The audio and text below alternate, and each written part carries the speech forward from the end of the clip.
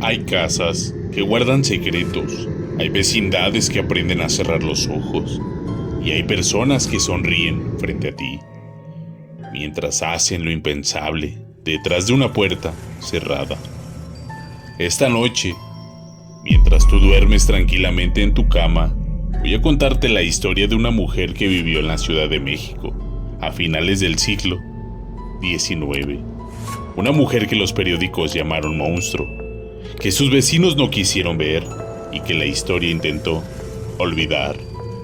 Su nombre era Felicitas Sánchez, y lo que encontraron en su casa de la colonia Roma cambió para siempre la forma en que esa ciudad miraba a sus propios vecinos.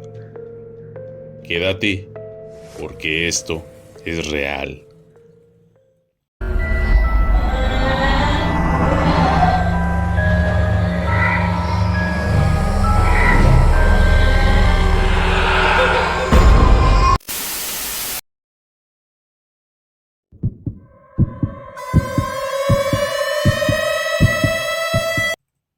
Imagina a la Ciudad de México en el año 1908. El presidente Porfirio Díaz lleva décadas en el poder. México vive lo que la élite llama el progreso. Tranvías eléctricos, edificios de cantera, mansiones en colonias nuevas, como la Roma, la Santa María, la Ribera, la Juárez. La colonia Roma era, en ese momento, el lugar donde vivía la gente decente, la gente bien, las familias con apellido. Pero detrás de esas fachadas de cantera y esos balcones de hierro forjado, había otra ciudad, una ciudad donde los niños desaparecían, donde nadie preguntaba demasiado, donde la pobreza hacía que las familias tomaran decisiones desesperadas. Y fue precisamente en ese ambiente donde operó Felicitas Sánchez, una mujer, una vecindad, un negocio que nadie sospechó, hasta que ya era demasiado tarde.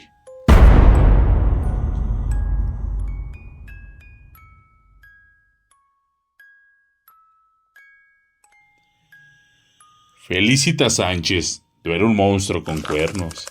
Eso es lo que hace que esta historia sea tan perturbadora. Era una mujer de apariencia ordinaria, mediana edad, discreta, amable. Dicen quienes la conocieron.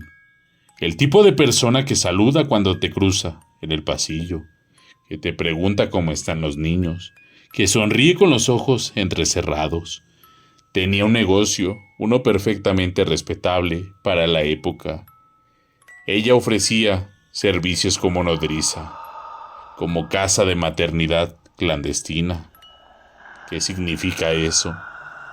En el México porfiriano, cuando una mujer quedaba embarazada fuera del matrimonio, ya fuera por una relación clandestina, por violencia, por deshonra familiar, no tenía opciones. La sociedad la expulsaba, la familia la rechazaba, las instituciones no existían. Entonces buscaban a mujeres como Felicitas, mujeres que prometían hacerse cargo, y por una cantidad de dinero, Felicitas tomaba al recién nacido, la madre desesperada, aliviada, culpable, se iba y el bebé se quedaba. ¿Pero qué le pasaba a ese bebé? Esa es la pregunta que nadie quiso hacerse durante mucho tiempo.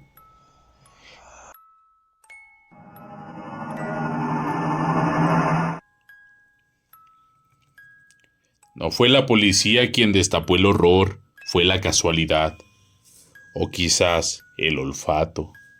En algún momento de 1908, los vecinos de la vecindad comenzaron a notar algo. Primero el olor, ese olor que no podías ubicar, pero que te revolvía el estómago. Después los llantos que se escuchaban de noche y que al día siguiente ya no estaban.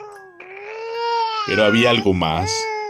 Los bebés llegaban a casa de Felicitas, pero nunca se iban, nunca salían. Nadie los veía crecer, nadie los escuchaba jugar. Simplemente dejaban de existir. Cuando las autoridades finalmente entraron al domicilio, se dice que tras una denuncia, aunque los registros de la época son fragmentarios, como conviene a las historias que avergüenzan, lo que encontraron dentro fue algo que los inspectores tardaron años en olvidar. Restos de varios niños en distintos estados de descomposición. La hipótesis que los médicos legistas plantearon fue clara. Los bebés que llegaban a manos del monstruo no recibían cuidado, recibían abandono deliberado, sin alimento, sin atención, un proceso que la prensa de la época, con el amarillismo brutal que caracterizaba al periodismo porfiriano, llamó asesinato por negligencia criminal, o en palabras más simples y más horrorosas, los dejaba morir. Todo por dinero.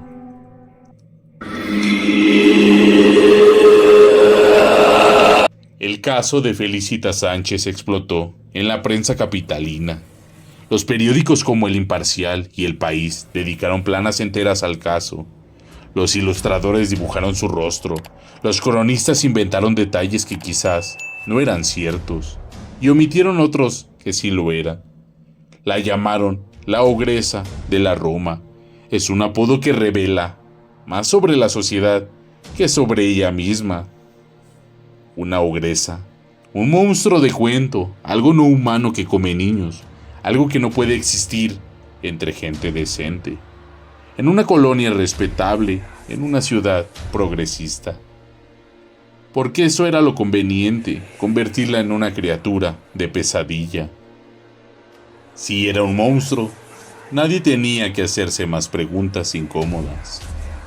Nadie tenía que preguntarse por qué existía ese negocio, por qué había mujeres tan desesperadas que entregaban a sus hijos, por qué la sociedad porfiriana no tenía ningún sistema para proteger ni a las madres ni a los recién nacidos, por qué los vecinos olieron el horror durante semanas y nunca dijeron nada.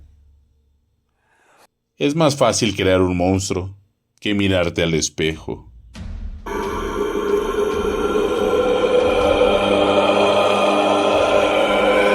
Y aquí es donde la historia se vuelve verdaderamente perturbadora, porque no hay respuestas limpias. No sabemos con exactitud cuántos niños murieron. Los registros de la época son incompletos. Y en el México de 1908, un bebé no registrado era, legalmente hablando, una persona que nunca había existido. No sabemos si Felicitas actuó sola, o si había una red, si tenía cómplices, si pagaba sobornos, si había funcionarios que miraban para otro lado. No sabemos cuántas mujeres desesperadas golpearon su puerta y dejaron a un recién nacido envuelto en una manta. Y se fueron diciéndose a sí mismas que él o ella estarían mejor así. Lo que sí sabemos es esto: Felicitas Sánchez fue arrestada, fue juzgada y fue condenada, y entonces la historia la pierde. No hay registro claro de cuánto tiempo estuvo presa. No hay fecha de su muerte confirmada. No hay una tumba con su nombre que los curiosos puedan visitar. Simplemente desaparece de los archivos, como si la Ciudad de México hubiera preferido olvidar que alguien así había existido entre su gente decente, en su colonia de moda, detrás de una puerta perfectamente ordinaria. Y quizás eso es lo más aterrador de todo. No el crimen, no el monstruo, sino el olvido. Y hasta aquí, esta noche, mientras tú duermes, piensa en la colonia Roma, en sus calles empedradas, en sus vecindades de cantera, en sus balcones con bugambilias. Piensen que hace poco más de 100 años, en ese mismo lugar de donde hoy quizás te tomas un café o caminas de noche sin pensarlo mucho, había una puerta, y detrás de esa puerta, una mujer con cara de vecina amable que te recibía, y la sociedad agradecida miraba para otro lado. El verdadero terror no vive en los monstruos, vive en la comodidad del silencio. La próxima vez que escuches un ruido raro al otro lado de tu pared por la noche, recuerda que los vecinos de Felicitas también lo escucharon.